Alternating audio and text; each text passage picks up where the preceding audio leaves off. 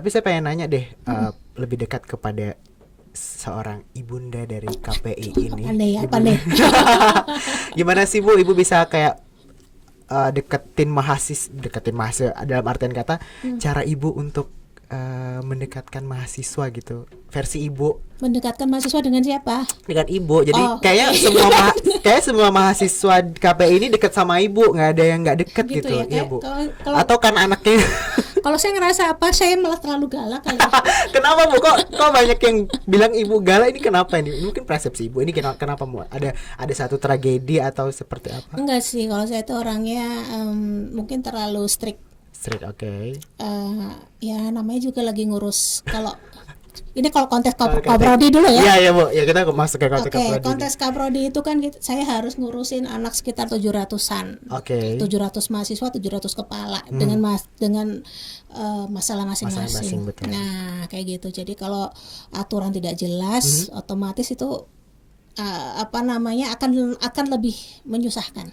Makanya kan saya selalu strict di depan kan, aturan harus gini, masuk harus gitu deh. It's like that.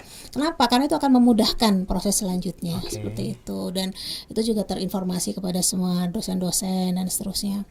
Tapi di sisi lain kita juga kan nggak boleh terlalu kaku, karena semua orang punya kondisinya masing-masing. Betul. Ya.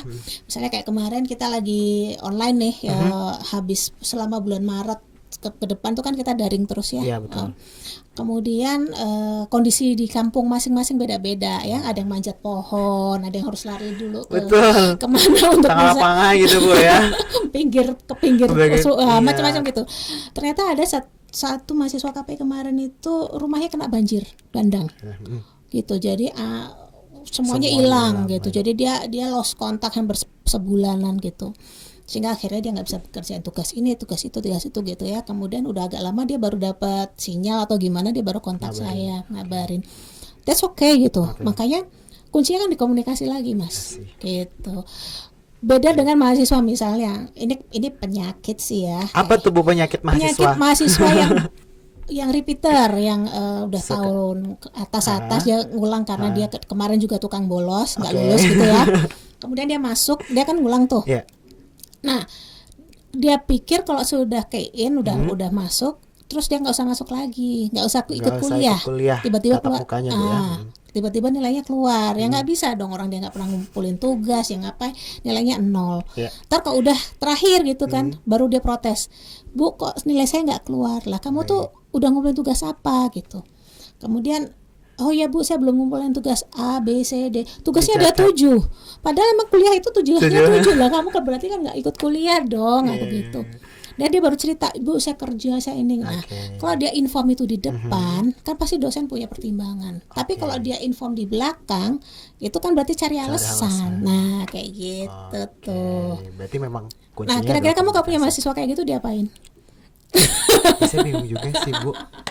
Ibu gimana? Dielus-elus kali Bu ya, kemana aja Bu. Oke. Berarti memang kompleks, kemudian rumit karena 700 mahasiswa. Kalau dulu ada yang kuliah bapaknya. Kok bisa Bu? Itu ceritanya gimana Bu? Jadi anaknya tukang bolos, nggak pernah nongol. Jadi anaknya kalau ditanya bapaknya itu nggak jawab, akhirnya tanya ke saya, Bu anak saya kuliah nggak? Lah bapak nanya ke saya. Masa saya harus ngecek sampai ke kosnya berangkat apa enggak gitu. Padahal kan sekarang orang tua bisa ke RS online, bisa buka juga kan. Aktivitas kuliah mahasiswa kan juga bisa dicek. Tapi memang ada juga mahasiswa yang menyembunyikan itu sih Bu. Gitu ya. Oke nih. Kayaknya nyembunyiin hati-hati loh. Saya nggak menyembunyikan, saya kasih Bu gitu. Ya Allah ya, jadi banyak juga. Tapi saya pengen tahu Bu, kalau tadi 700 mahasiswa, biasanya memang kalau KPI itu menerima awal pendaftaran terbanyak itu seberapa sih Bu? Kita 4 kelas ya paling enggak. Maksimal 4 kelas 5 kelas dengan kelas internasional. Jadi yang regulernya 4, yang internasionalnya 1 kelas aja. Kelas aja nggak mau nambah Bu? Enggak lah, udah kita batasin dulu ya. Itu ya kurang lebih sampai terbanyak dulu pernah angkatan kamu tuh 200-an. Angkatan saya 5 kelas itu Bu? 5 kelas sama internasional kelas. Ada itu ada internasionalnya Bu. Kok saya baru tahu Bu? Serius Bu, saya baru tahu. Ada angkatan 2016 tuh. Maaf jadi nyebut umur deh. Ya udah deh, nggak apa-apa deh Bu, nggak apa-apa deh Bu. Jadi itu banyak banget berarti ya. Iya sih ya, kita batasin banget ya kalau udah terlalu banyak juga. Nanti malah tidak efektif ya Bu ya. Perhatiannya dong, kan si emak ini perlu kasih perhatian. Oh iya betul juga gitu. Tapi nggak tahu nih, kalau mahasiswa mungkin merasa ada personal touch dari saya, nggak ngerti juga deh. Kalau saya ada dong Bu. Ada ya? Iya ada. Apa? Personal touch Ibu tuh kayak. Kan aku nggak pernah touch kamu. Iya kan nggak hanya personal touch aja Bu. Kayak ngechat Ibu dari balasan Ibu. Oh ini ibunya dekat banget, walaupun kayak di depan kelas nih. Aduh, wah serem juga nih ya Ibu ya, menantang juga nih ya gitu. Okay. Tapi saya mau nanya Bu, bisa nggak sih kayak mahasiswa reguler ataupun mahasiswa biasa kayak mau nyoba kelas internasional gitu? Maksudnya pengen masuk kelas internasional. Bukan dalam artian bukan cuma masuk duduk doang Bu, tapi kayak pindah lah kayaknya di semester ini ini pengen coba, karena mungkin dia berpikir kayak gue udah bahasa Arabnya udah oke nih, terus pindah itu bisa nggak sih Bu? Oke. Transfer ya, ibaratnya transfer kelas sih Bu. Transfer kelas ya.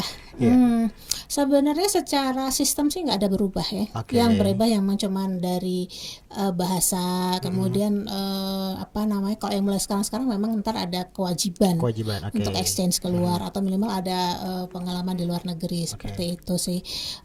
Tapi kalau mau pindah, karena NIM-nya juga sama kan, cuma biasanya NIM yang internasional kelas tuh di bawah ya, yang kelas ke-5 atau pokoknya kelas terakhir. Tapi kok terpaksa yang memang kepengen pindah ya harus at the first semester gitu, karena nanti manajemen ke depannya agak ribet ya. Oke, berarti kayak itu gitu. Ya. Yang penasaran mahasiswa KPI yang mau tadi transfer kelas, mending nggak usah deh.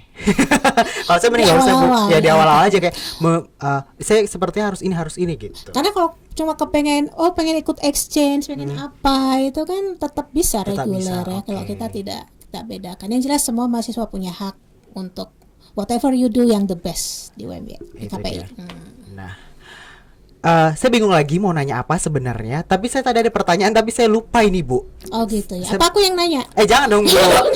jadi beda pekerjaannya. Jadi saya di sini apa gitu.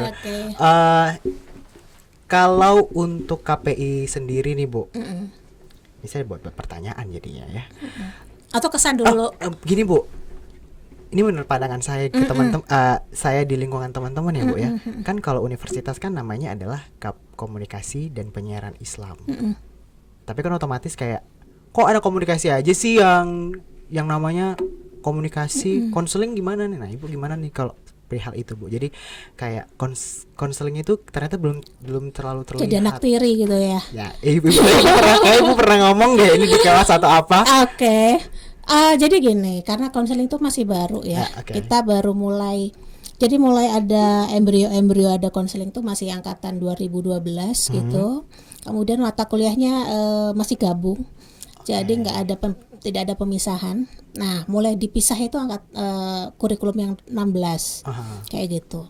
Jadi memang ini kan masih embrio ya, masih awal-awal dan belum kita melihat belum kuat untuk berdiri sendiri. Kalau dilahirkan jadi prodi sendiri itu belum kuat. Kayak gitu. Iya. Kemudian kedua, kalau misalnya kita ganti namanya jadi komunikasi konseling Islam, itu belum ada what you call it ya, aturan perundangan atau peraturan menterinya. Khawatirnya kalian lulus nggak dapat kerjaan nanti di luar. Ditanya ini apa gitu. Nah, misalnya terutama sih kalau kamu cuma cari di swasta nggak masalah ya. Tapi kalau di kayak pengadaan pegawai negeri dan seterusnya itu kan mesti ada jurusan ini, jurusan itu. Nah, itu pasti nggak ada nanti komunikasi konseling Islam karena nggak ada nomenklaturnya di peraturan negara. Kayak gitu. Nah, kamu siap nggak gitu? Kita sih baik-baik aja kalau mau ganti. Tapi kan kita mikir mental kitanya Bu ya. Betul. Kita kan mikir nanti kamu kalau lulus kemudian mendaftar PNS nanti Bu kok jurusan kita nggak ada, nggak bisa daftar dong. Nah kalau kayak gitu kan jadi ribet. Nah itu jawabannya ya untuk sahabat KPI yang nanya kok kita kayak anak tiri tadi itu penjelasan dari Ibu. Tapi kalau misalnya kan jadi lebih fleksibel. Jadi misalnya kalau ada lowongan masuk ke tadi Bimroh misalnya ya, atau konseling. Kan konseling tuh nggak cuma di Bimroh ya. Ada di Basnas juga ada, di banyak sebenarnya kan. Nah, itu juga bisa masuk ke situ, kemudian dia bisa lihat di mata kuliahnya yang sudah spesifik ya, terutama angkatan kamu ke bawah itu sudah spesifik sekali gitu. Lebih jelas ternyata sudah Ibu menggambarkannya. Iya, betul. Insya Allah ke depan kita mau rekonstruksi kurikulum lagi karena sekarang ada konsep kampus merdeka. Kampus Merdeka. Itu kan gimana, Bu? Kampus Merdeka itu nanti kamu bisa bocorin dikit lah, Bu. Oke, jadi kamu nanti di Kampus Merdeka itu kamu ada kesempatan 2 semester kuliah di luar UMY. 2 semester kuliah di luar UMY. Tuh, kamu bisa ambil ke nanti tergantung mitra kita ya. Bisa kamu ambil ke UIN atau kamu ke UGM atau bahkan ke luar negeri 1 semester di luar negeri misalnya, 1 semester lagi di kampus yang lain. Gitu. Lihat, saya aja kayak Oke, jangan lulus dulu berarti ya. Aduh Bu, kalau jangan lulus dulu. Aduh ini kayak udah ditahan gitu ya. Tapi memang semakin perkembangan kampus juga diikuti oleh kampus sendiri, universitas sendiri. Ya, itu konsekuensi UMY karena kita akreditasi A ya. Iya, betul. Jadi kita harus benar-benar updated gitu. Kamu harus bersyukur loh. Karena kita kampus UMY itu selalu berusaha, misalnya kayak kemarin ada mulai namanya kurikulum KKNI, itu kurikulum terbaru. Dan memang benar-benar yang paling baru tuh tahun 2016 dan kita semua dipaksa harus bisa gitu ya. Jadi kayak gitu, hasilnya kayak gini. Ini sebenarnya kamu percobaan nih. Memang dari UN itu kita sebagai kelinci percobaan terus ya. Gitu, kalau ibarat tahun 2006 angkatan 16 ya enggak ngaku deh dia. Ya gimana gitu nih, Bu? Ya. Akhirnya memang ada kampus apa tadi? Merdeka. Dan mahasiswa diberikan pilihan untuk 2 semester menjalani kuliah di luar kampus UNY gitu ya. Tapi itu dengan mitra-mitra. Tapi insya Allah yakin kan kita kan udah luas. Sebenarnya kalau nggak ada pandemi mulai semester itu kita udah bisa kerjasama dengan USIM yang di Malaysia. Itu mata kuliah kita persis banget ya. Sama, Bu. Sama. Ada yang konseling, ada yang komunikasi, sama. Gitu. Tapi masalahnya karena ini pandemi dasarnya kita nggak jadi. Kan ada juga mahasiswa yang sekarang masih di sana ya, Bu ya? Ya, tapi dia di kampus UKM namanya, Kebangsaan Malaysia. Itu kampus 144 dunia terbaik. 144 terbaik. Jadi itu pengalaman luar biasa buat mereka ya. Kan dari sistem, dari lingkungan akademik segala macam. Itu yang tidak terbeli, Mas. Makanya saya selalu motivasi teman-teman yang mau exchange gitu ya.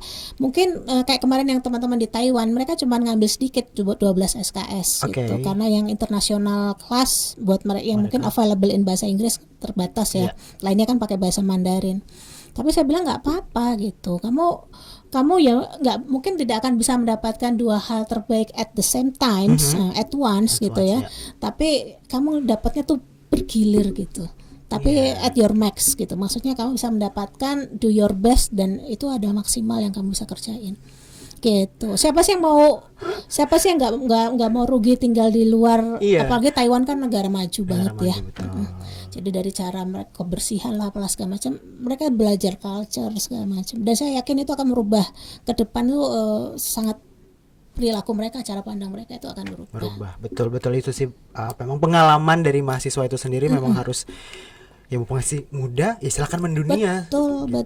Wemi banget nggak? Iya, jalannya gede banget ya. Sebenarnya tinggal mau ambil take it or leave it. Yes, betul, take it or leave it. Nah, Bu, kalau misal saya mau di tahun ini sebelum masa pandemi ada berapa mahasiswa yang exchange keluar ataupun pertukaran? Kalau yang kita di total ya sama yang short course. Berapa ya? Ratusan ya, Bu? Enggak lah. Kira ratusan aja.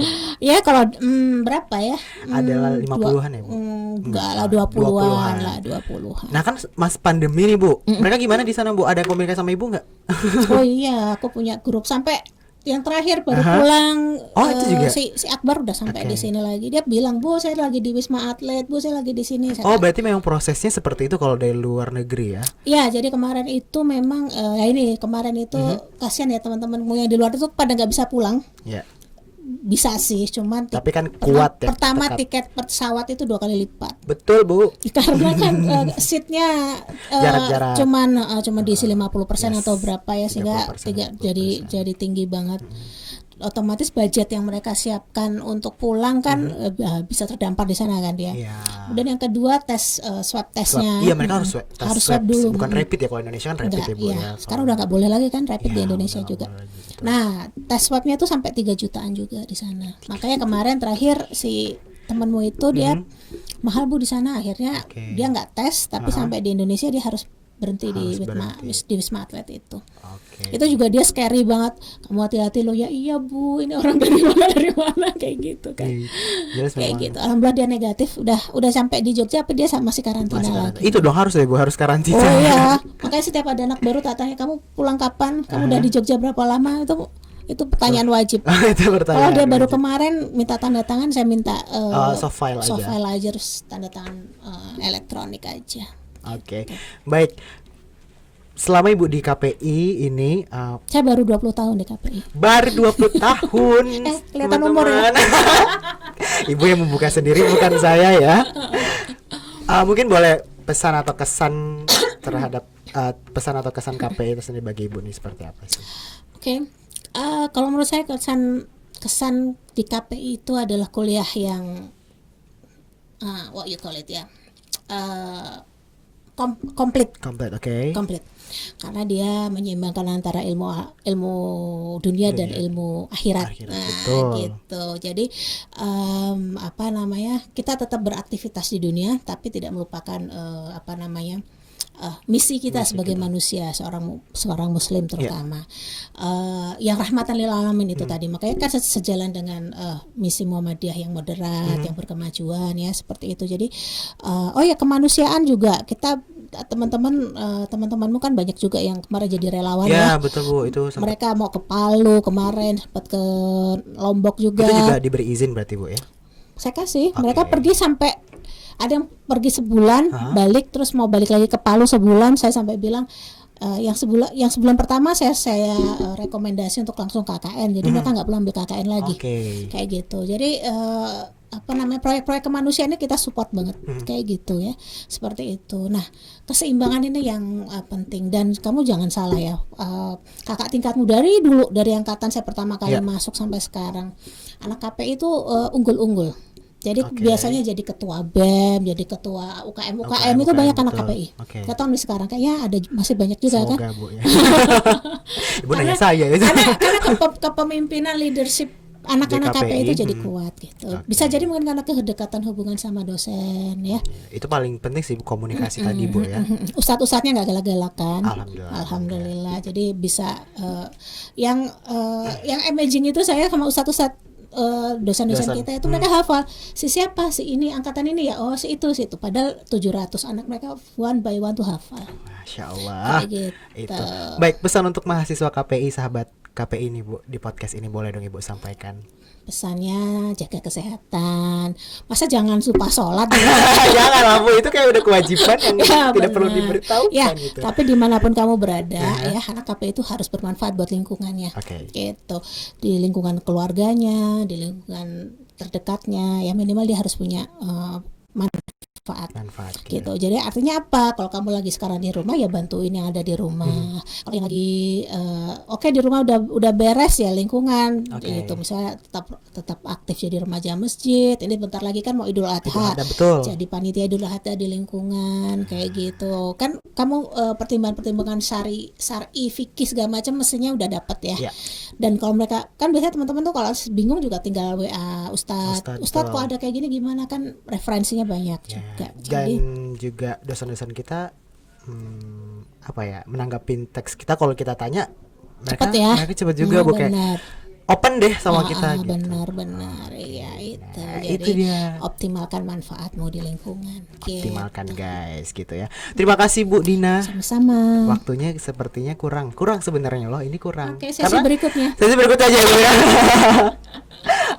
Itu nih untuk sahabat KPI yang pengen dengerin podcast, jangan lupa untuk like, comment, dan subscribe ya Bu ya. Kita bisa dengerin di Spotify dan juga channel YouTube kita di official KPI UMY dan juga follow Instagramnya official KPI UMY karena informasi semuanya bisa didapatkan di situ. Terima kasih Bu Dina sekali lagi. Semoga kita dapat berbincang lagi dengan isu-isu yang hot nanti Bu ya. Boleh. Insyaallah baik. Jangan lupa ada tagline-nya sahabat KPI. KPI gimana Bu? Berilmu, beradab, berdaya guna. Wassalamualaikum warahmatullahi wabarakatuh. Salam.